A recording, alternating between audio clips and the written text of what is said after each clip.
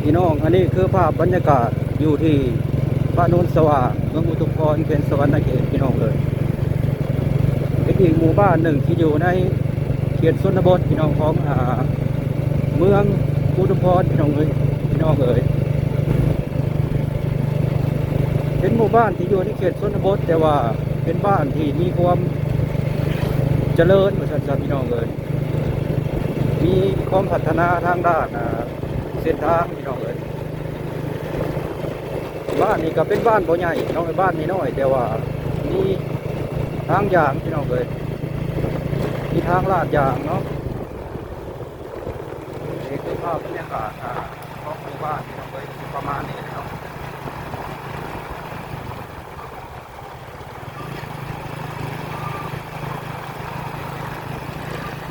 บ้านนี้นี่ก็บ้านเพื่อนของเขาเจ้านี่คือว่า